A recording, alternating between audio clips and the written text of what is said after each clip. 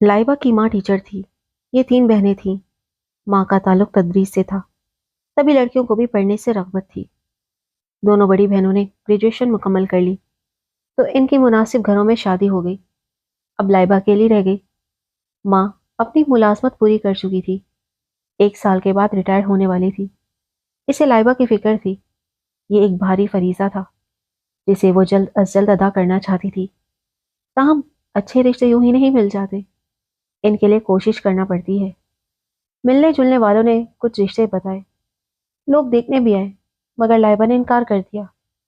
اس نے ماں سے کہا کہ ابھی اس مسئلے کو مت چھیڑیے، پہلے مجھے سکون سے ایم اے کر لینے دیں۔ بات دراصل یہ تھی کہ لائبہ کی ملاقات یونیورسٹی میں ایک امیر زادے سے ہو گئی تھی جس کا نام خرم تھا، اور دونوں نے ایک دوسرے کو پسند کر لیا۔ تعلیم مکمل کرنے کے بعد خرم نے لائبہ سے شادی کی خواہش ظاہر کی۔ وہ بھی دل سے یہی چاہتی تھی، لیکن دونوں کے والدین راضی نہ تھے۔ بہرحال انہوں نے جو تو ماں باپ کو راضی کیا اور شادی ہو گئی۔ بدقسمتی کہ شادی کے بعد دونوں ایک دوسرے کی توقعات پر پورے نہ اترے۔ پہلے تو کچھ سجھا ہی نہ دیا، بعد میں عیب کھلے۔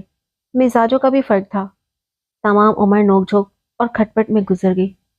دونوں نے جیسے تیسے اپنے بچوں کی خاطر بھلی بری زندگی اکٹھے گزار دی۔ رابعہ لائبہ خالہ کی بیٹی اور میری خالہ زاد تھی۔ اس کو ماں کی طرح پڑھنے کا شوق تھا۔ کالج کی بہترین طالبہ مانی جاتی تھی۔ ایف ایس سی شاندار نمبروں سے کیا، لیکن میڈیکل کالج میں داخلہ نہ لیا۔ بڑی بہن ڈاکٹر تھی۔ رابعہ ڈاکٹر نہ بننا چاہتی تھی۔ بی ایس سی کرتے ہی اس کے کافی رشتے آئے۔ اس نے کسی رشتے کو قبول نہ کیا۔ وہ اعلیٰ تعلیم مکمل کرنا چاہتی تھی۔ یونیورسٹی میں داخلہ لینا چاہا۔ والدین نے شرط رکھی کہ وہ صرف پڑھائی سے غرض رکھے گی اور شادی کے معاملے میں والدین کی پسند کو ترجیح دے گی۔ رابعہ کی امی لائبہ خالہ کو پسند کی شادی کا تجربہ ہو چکا تھا۔ رابعہ کے والدین لو میرج کر کے عمر بھر پچھتاتے رہے تھے۔ ان کے خیال میں لو میرج کے بعد محبت کا جنازہ نکلتا ہے۔ مزاجوں کا اختلاف جو بعد میں ظاہر ہوتا ہے وہ میاں بیوی کی زندگی میں نفرتوں کا جہنم گھول دیتا ہے۔ تبھی انہوں نے تہیہ کر لیا کہ بچوں کی شادیاں خود دیکھ بھال کر کریں گے اور ان کو لو میرج کے چکر میں نہ پڑنے دیں گے۔ رابعہ نے والدین سے وعدہ کر لیا کہ ان چکروں میں پڑھنے کی بجائے صرف تعلیم سے واسطہ رکھے گی۔ اس کو یونیورسٹی جانے سے نہ روکا جائے۔ ایم ایس سی کا 1 سال خیریت سے گزر گیا، مگر ہونی ہو کر رہتی ہے۔ ایک دن رابعہ کی ملاقات نوید سے ہو گئی اور دونوں ایک دوسرے کو پسند کرنے لگے۔ نوید اچھا لڑکا تھا، سنجیدہ، شریف اور اعلیٰ خاندان کا چشم و چراغ تھا۔ اس کو رابعہ کی بدنامی بھی مطلوب نہ تھی۔ اس نے اپنے والدین کو خط لکھا کہ وہ ایک لڑکی کو پسند کرتا ہے اور شادی کرنا چاہتا ہے۔ ماں باپ نے جواب دیا، تعلیم مکمل کر لو، پھر لڑکی اور اس کا خاندان بھی دیکھ لیں گے۔ اچھے لوگ ہوئے تو تمہاری خواہش کا ضرور احترام کریں گے۔ لیکن رابعہ کے والدین تو لو میرج کا زخم کھا چکے تھے۔ وہ نہیں مانے۔ انہوں نے لڑکے کو دیکھنا تو کیا، اس کا نام تک سننا گوارا نہ کیا، بلکہ بیٹی سے کہا، تم اس وعدے کی پابند رہو جو تم نے ہم سے کیا تھا کہ شادی اپنی نہیں ہماری پسند سے کرو گی۔ رزلٹ آ گیا۔ خوش قسمتی سے نوید کو فوراً ہی اچھی نوکری مل گئی، کیونکہ اس کے ساتھ خاندانی اثر و رسوخ تھا۔ وہ سمجھ رہا تھا کہ اچھی ملازمت ملنے کے بعد رابعہ ضرور اپنے والدین کو راضی کر لے گی، مگر وہ ایسا نہ کر سکی۔ ماں کو جب اس نے نوید کی ملازمت کے بارے میں بتایا تو وہ بولی، پسند کے یہ جذبات وقتی ہوتے ہیں، اتنی جلد انسان کو پرکھ نہیں سکتا، کیونکہ آنکھوں پر جذبات کی پٹی بندی ہوتی ہے۔ کل جب تم کو اچھا شوہر، اچھا گھر ملے گا تو تم نوید کو بھول جاؤ گی۔ تو بہتر ہے کہ آج ہی بھلا دو۔ تمہارے والد بھی نہیں مانیں گے، بلکہ نوید والے اگر رشتہ لینے آئے تو ڈر ہے کہ بے رخی سے بات کر کے ان کے دل کو ٹھیس پہنچائیں گے، اس لیے تم نوید کا خیال ذہن سے نکال دو۔ جب رابعہ نے دیکھا کہ کسی طور گھر والے راضی نہیں ہو رہے تو اس نے نوید کو اپنی مجبوریاں بتا کر اس سے کنارہ کشی اختیار کر لی اور ماں باپ کا مان رکھ لیا۔ نوید کو اتنا صدمہ ہوا کہ وہ اچھی بھلی ملازمت چھوڑ کر اپنے چچا کے پاس انگلینڈ چلا گیا۔ 6 ماہ بعد رابعہ کی شادی فہد سے ہو گئی۔ وہ کس دل سے دلہن بنی اس کا دل ہی جانتا ہے۔ خیالوں میں اس کا محبوب بسا ہوا تھا۔ روح کا مالک نوید تھا اور جسم کا مالک فہد بن چکا تھا۔ شادی کو 3 دن گزرے تھے کہ وہ ڈرائنگ روم میں گئی۔ وہاں دیوار پر نوید کی تصویر لگی دیکھی تو ٹھٹک گئی۔ کچھ دیر کے لیے تو اس نے اپنی آنکھیں بند کر لی۔ واقعی یہ تو نوید کی ہی تصویر تھی جس کے ساتھ یونیورسٹی میں اس نے ملاقاتوں کے پرکیف لمحات گزارے تھے اور خیالوں میں کئی چاندنی راتوں کو صبح کے سورج کے ساتھ ملا دیا تھا۔ بے شمار سندر سپنے دیکھے تھے، جینے اور مرنے کی قسمیں کھائی تھی، پھر جانے وہ کہاں غائب ہو گیا۔ ابھی تو وہ کسی کے نام کے ساتھ منسوب بھی نہیں ہوئی تھی کہ وہ مایوس ہو کر کسی اور ملک گم ہو گیا۔ اس کے بیرون ملک چلے جانے کے صرف 6 ماہ بعد وہ اس کے بڑے بھائی کی دلہن بن کر اس کے گھر آ گئی۔ ایسی آندھی چلی کہ گھر بھی چھوٹا اور شہر بھی۔ ابھی اس کا رزلٹ بھی نہیں آیا تھا کہ باپ نے شادی طے کر دی۔ وہ کہتی رہ گئی کہ پی ایچ ڈی کرنا چاہتی ہوں، لیکن اس کے والد نے کہہ دیا بس اتنی پڑھائی کافی ہے۔ جو لڑکا ہم نے رابعہ کے لیے پسند کیا ہے وہ بڑا آفیسر ہے، ہماری بیٹی شہزادیوں کی طرح راج کرے گی۔ اور وہ نہ چاہتے ہوئے بھی راج کرنے آ گئی تھی۔ اس کے پاس نوید کی جتنی بھی تصویریں تھیں وہ سب اس نے جلا دی تھی، لیکن اس تصویر کا وہ کیا کرے جو ڈرائنگ روم میں لگی تھی۔ اختیار تو اپنی چیز پر ہوتا ہے، پرائی پر نہیں۔ نوید نے ایک بار اس سے کہا تھا تم مجھ سے جدا کبھی بھی ہوگی تو میں تمہارے ساتھ رہوں گا۔ وہ اپنی ضد کا پکا تھا۔ رابعہ اس سے جدا بھی ہو گئی، لیکن وہ ابھی تک نہ صرف اس کے ساتھ تھا بلکہ گھر میں بھی تھا۔ اس نے پلکیں اٹھائیں اور ایک مرتبہ پھر نوید کی تصویر کو دیکھنے لگی اور عالم فراموشی میں تصویر اٹھا کر اپنے دلہا سے پوچھا یہ کس کی تصویر ہے؟ یہ میرا چھوٹا بھائی نوید ہے، کسی لڑکی کو چاہتا تھا، لڑکی کے والدین نے رشتہ دینے سے انکار کر دیا اور لڑکی نے بھی والدین کا ساتھ دیتے ہوئے اس سے منہ موڑ لیا، تو وہ دل برداشتہ ہو کر ملک سے باہر چلا گیا۔ میری تمہاری شادی میں بھی اسی وجہ سے شرکت نہ کر سکا۔ میں نے فون پر کہا بھی کہ میری شادی تو اٹینڈ کر لو، مگر وہ نہیں آیا۔ اب آئے گا تو کان کھینچوں گا۔ وہ شوہر کی باتیں ایسے سنتی جیسے کوئی خواب میں کسی کی باتیں سنتا ہو۔ اپنے ہی گھر میں دیوار پر دن رات لگی نوید کی تصویر دیکھ دیکھ کر ایک بار پھر اس کی یاد نے رابعہ کے دل کو دبوچ لیا۔ وہ سوچ بھی نہ سکتی تھی کہ وہ جس گھر بیاہ کر جائے گی وہ نوید کا ہوگا۔ اب اس گھر میں نوید کی بھابھی بن کر رہنا کتنا دشوار تھا۔ رابعہ ہر وقت پریشان رہنے لگی، سوچتی کسی روز نوید واپس آ گیا تو کیا ہوگا، میرا کیا بنے گا۔ کبھی نہ کبھی اس نے تو آنا ہی تھا، اور اگر فہد کو شک ہو گیا تو وہ اپنے شوہر کی نظروں میں بھی گر جائے گی۔ وہ انہی خیالوں میں گھری رہنے لگی۔ ایک روز وہ ڈرائنگ روم میں سجاوٹ کی چیزوں سے گر جا رہی تھی کہ نوید کی تصویر کے پاس آئی اور اسے غور سے دیکھنے لگی۔ وہ اپنے مخصوص انداز میں مسکرا رہا تھا۔ اس کو یاد آیا کہ ایک بار نوید کو رابعہ کی تقریر اتنی پسند آئی تھی کہ اس نے اپنا جیتا ہوا میڈل گردن سے اتار کر رابعہ کے گلے میں ڈال دیا تھا۔ رابعہ کو چپ سی لگ گئی۔ ایک دن فہد نے نوید کو خط لکھا۔ اس نے لفافے میں اپنی اور رابعہ کی تصویر بھی رکھ دی۔ رابعہ نے لفافے سے وہ تصویر نکال لی۔ فہد نے پوچھا تم نے تصویر کیوں نکال لی؟ وہ بولی جب دیور صاحب گھر آئیں گے تو دیکھ لیں گے، مجھے غصہ آتا ہے، آپ ہر وقت اس کی باتیں کیوں کرتے رہتے ہیں؟ اس میں غصہ کرنے کی کیا بات ہے؟ وہ میرا چھوٹا بھائی ہے، مجھے پیارا ہے، یہ تم کیوں میرے بھائی کے نام سے اس قدر وحشت کہتی ہو؟ اس کی ساس ماں جیسی تھی کہ اس کی اپنی کوئی بیٹی نہ تھی، وہ رابعہ کو ہی اپنی بیٹی سمجھتی تھی۔ ایک دن رابعہ اپنے کمرے میں تھی کہ کسی نے در پر دستک دی اور ایک لفافہ اندر پھینک دیا۔ وہ کمرے سے باہر نکلی تو صحن میں لفافہ پڑا ہوا تھا۔ یہ خط لندن سے آیا تھا۔ لکھا تھا ماں، میں ابھی تک اس لڑکی کو نہیں بھولا جس کا نام تک آپ نہیں جانتی۔ وہ میرے ساتھ یونیورسٹی میں پڑھتی تھی، بہت اچھی لڑکی تھی، مگر اب نام بتانے سے کیا فائدہ، خدا جانے وہ اب کہاں ہوگی۔ اب کہتی ہیں کہیں میں نے لندن میں شادی تو نہیں کر لی۔ امی جان، کوئی اس جیسی ملے گی تو شادی کروں گا نا۔ رابعہ نے سوچا اگر خط چھپا لوں یا پھاڑ دوں تو کیا فرق پڑے گا، کیوں نہ اماں کو دے دوں، وہ بیچاری روز بیٹے کے خط کا انتظار کرتی ہیں۔ ان دنوں موبائل فون تو تھے نہیں، خط ہی آدھی ملاقات ہوا کرتے تھے۔ بس اس نے خط ماں کو دے دیا۔ وہ بولی بیٹی رابعہ تمہیں پڑھ کر سنا دو۔ خط سن کر وہ بولی پتہ نہیں وہ کون لڑکی تھی، کاش مجھے اس کا پتہ چل جائے تو میں اس کے ماں باپ کے پاس جا کر انہیں ہاتھ جوڑ کر منا لوں اور اپنے بیٹے کے لیے خوشیاں لے آؤں۔ رابعہ کھڑی سوچ رہی تھی کہ اگر ان کو پتہ چل جائے کہ وہ بد نصیب میں ہوں تو شاید ہی میری شکل دیکھنا بھی گوارا نہ کریں۔ اتنے میں فہد آ گیا۔ پوچھا رابعہ تم کیوں ایسے کھڑی ہو؟ کیا ہوا ہے؟ شوہر کی بات پر وہ اور پریشان ہو گئی، جیسے واقعی اس کی چوری پکڑی گئی ہو۔ نوید کا خیال اب تو اس کی زندگی کے لیے سہانے رو بن گیا تھا۔ خوف ایک تلوار کی طرح ہر وقت اس کے سر پر لٹکتی رہتی تھی۔ کچھ دن بعد نوید کا دوسرا خط آیا۔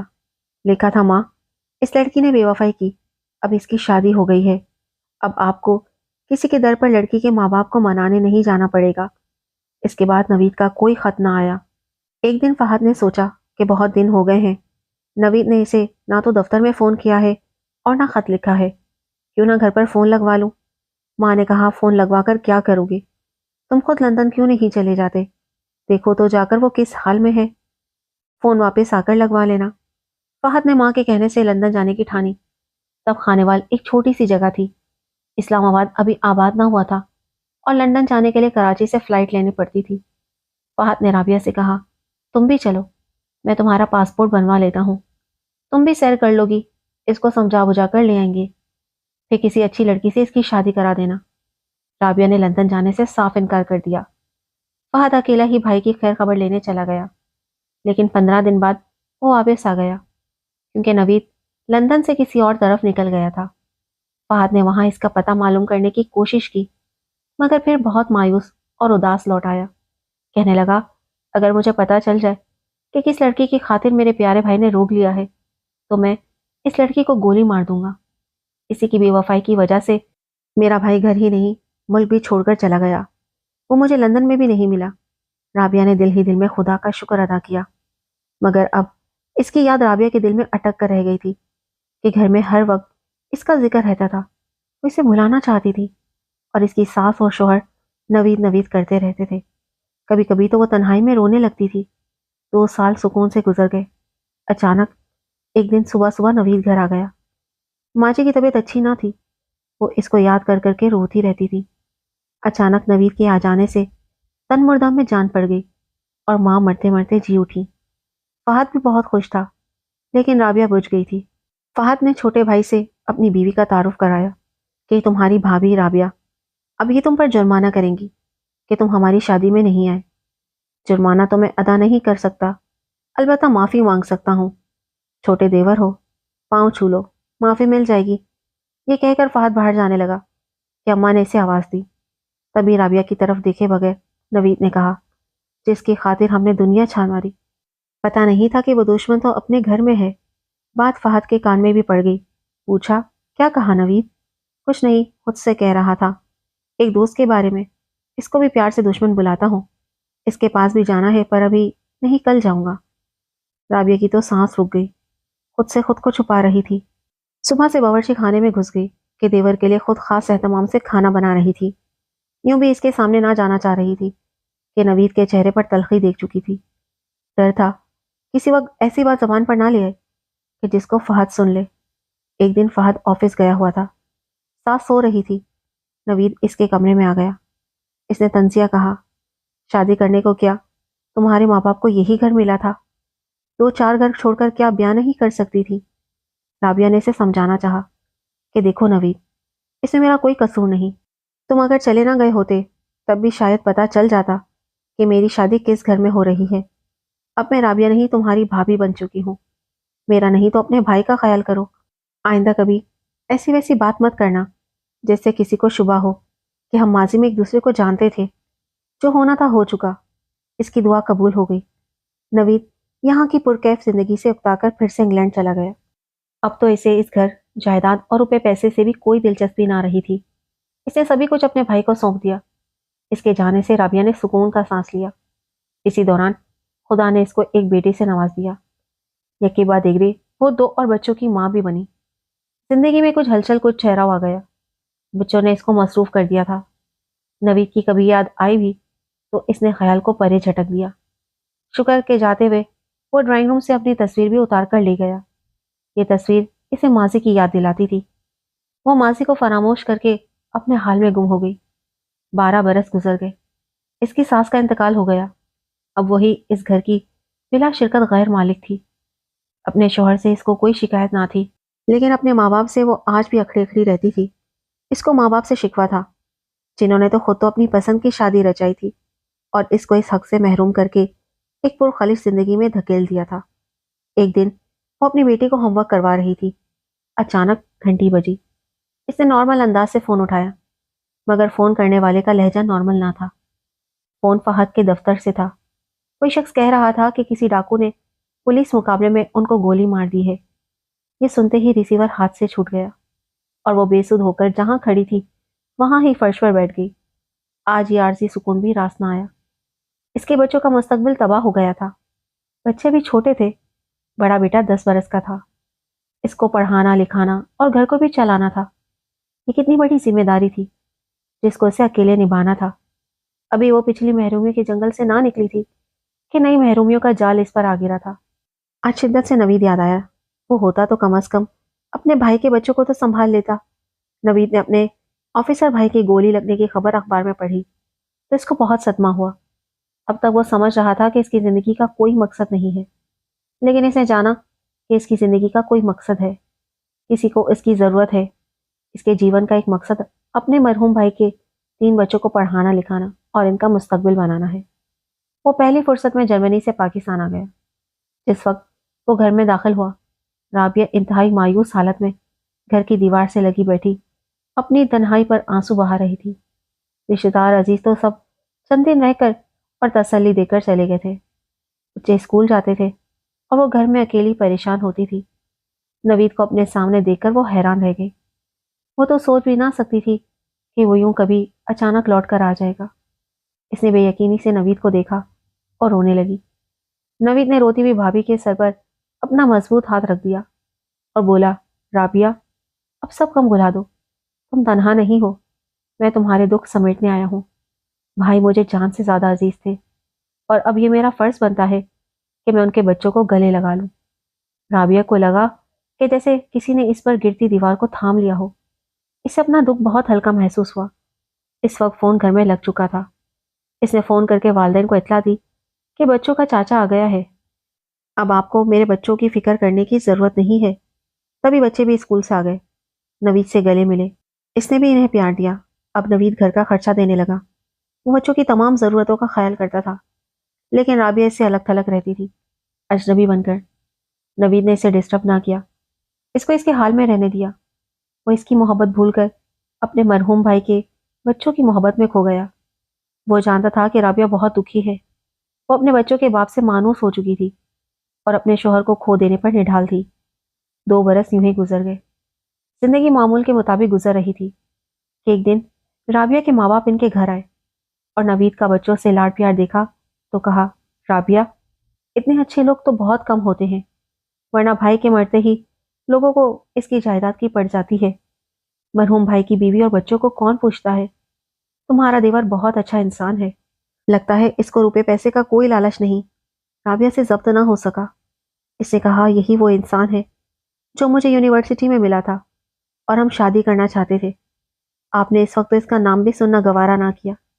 یہ ضروری نہیں ہوتا کہ سب لوگ دھوکے باز اور برے ہوں۔